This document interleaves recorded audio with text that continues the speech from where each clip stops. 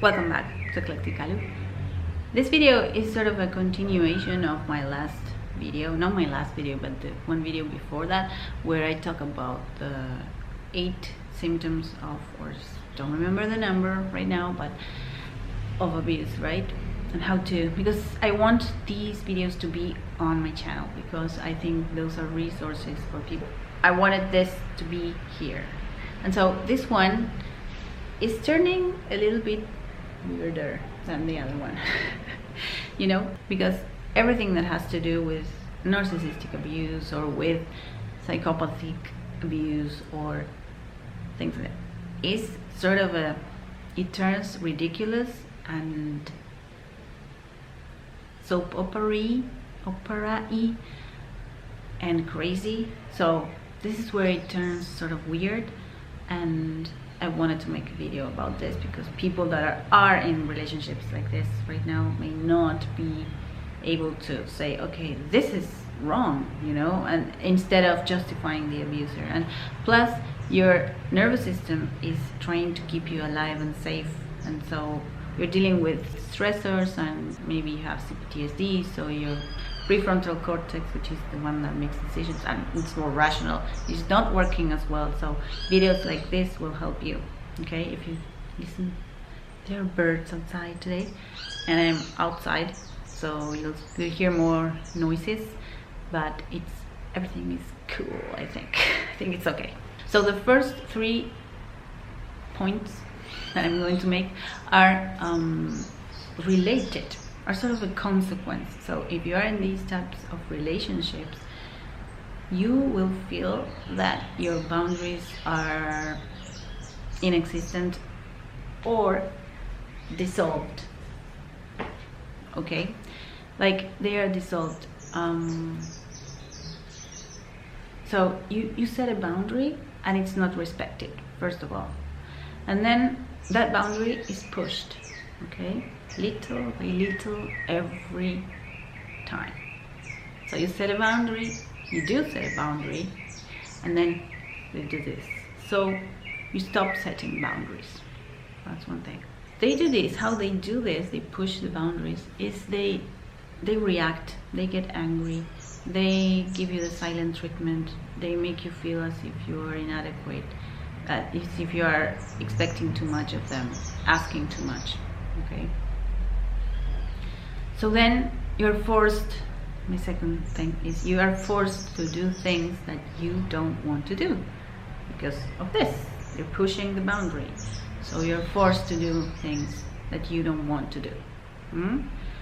And then what happens next? You sort of don't recognize yourself because you stop doing things that you liked. Your identity is a bit lost, and you are not yourself because you're giving up, you know, you're letting this person, this abusive person, do whatever they want, and then you're not standing, you know, by your boundaries. You are behaving in ways you wouldn't normally behave, and then you're forced to do things that you wouldn't normally do. And then this could be sexually, at work, family dynamics, everything, okay? And then you start doing things, so that's how you feel, and then you feel as if you don't have, your identity is not there. You lose your identity because you've done so much that you didn't want to do, maybe, or you gave up so much that they've taken over you, and they want to turn you into an abuser. You know, that happens a lot too. They want to turn you into them, and that's how you sort of mimetize, and you end up behaving in ways that you wouldn't like to behave, that you wouldn't never behave in that way. Then here are 2 that are related and linked as well. The smear campaign. You can be in that relationship, or you can suddenly realize years after that, or you can be going through this while you are in a family dynamic or in a relationship, or after words. Okay, so has this happened to you where you go to, let's say, a family meeting or friends gathering or a party, or your friends are there and they are friends of your partner too, for example, and they start looking at you in a weird way, like not nice, with horrible faces like this, like, or they don't say hello, you know, they're not being polite with you on purpose, and then you notice that, and what was that? That was weird. And then you brush it off like, okay, they must have had a bad day, or I don't know, maybe it's me. Well, this is where it turns weird. The smear campaign is going on. So these guys are flying monkeys, and they are feeding them lies about you, and he's criticizing you or she's criticizing you behind your back. This is so silly and immature, which is one of those other signs they're very immature. So they do these things, and then when you get there, you are, what happened? Why is everybody mean to me? What did I do? I didn't do anything. What's wrong? And then you say, okay, maybe it's me. That's the danger with these things. You go back home thinking it was you, and then you lose all objectivity and capacity to make decisions, because you start doubting yourself, because this is crazy making, this is gaslighting. But if you know, this is why I make these videos, if you know that they can be, there could be a smear campaign going on right now, you know, if you're looking at this video maybe, and yeah, okay, so have that in mind. And this is not for you to be paranoid with everybody, with no, you'll see this very clearly, where if you're a healthy person, you will know that these people are not like that with you, but when you go, but now suddenly they are. So that is weird, and you didn't do specifically anything, so you will know that. Okay, that's the wrongdoings of the narcissist. Then you are isolated, because after this you start to become isolated, because your friends, your family, your circle is shrinking, and then you don't feel good with yourself. You don't feel as if you're worthy of anything, because all the abuse that I'm describing is taking its toll on you, and so now you're isolated. Or sometimes they even take you to a different country where you don't speak the language. I've seen this with my clients a lot, and they are more isolated, so they depend more on the abuser, and so yeah. The isolation is one of the things they do. You also isolate yourself in turn. There's this pattern where you feel continuously forced to do things that you don't want to do.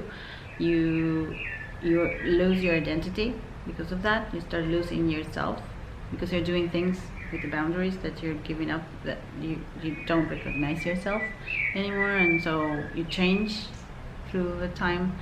And then you feel confused a lot. You don't believe in your capacity to make decisions, so you doubt yourself a lot. And then you feel confused, you feel not enough, whereas maybe you've never felt that way before, or maybe you did, you know, but you feel that way, and that's not normal. You have to feel okay with yourself. And plus, if you add to that the stress, the constant alarm that is on, you know, your stressors, you're constantly on guard for what the other person will ask from you, do, react, come up with things out of the blue, and so this creates a lot of problems health-wise. Okay, for example, you start developing anxiety. It's very common that victims of narcissistic abuse start suddenly developing anxiety and depression, and then you have the physical symptoms, because we somatize as humans, so you start having symptoms like or autoimmune diseases, fibromyalgia, you know, related with hormones, you know, hormonal problems, anything that has to do with inflammation. There are people that even stop walking, that have problems with walking, you know, the bones, or cancer, or you start developing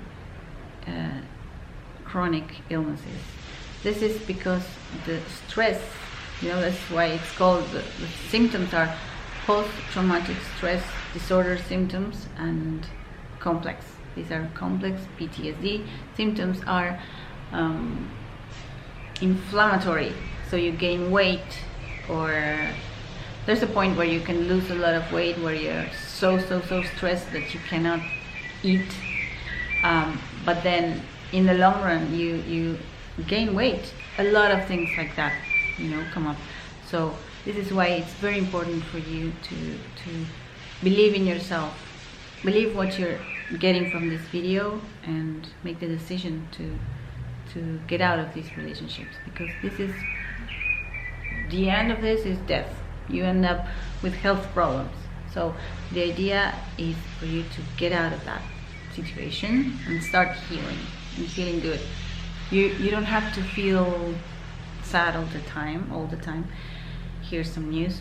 You don't have to feel sad all the time. You don't have to feel guilty all the time. You don't have to feel as if you're not enough, as if you cannot enjoy simple things, you know, like in a beautiful day, for example. So yeah, I wanted to make this video for people to have as a resource and to consult with it, because when you are in these relationships, it's very hard to realize that you are in these types of relationships. So I will see you next week. Take care. Thank you for being here. Bye bye.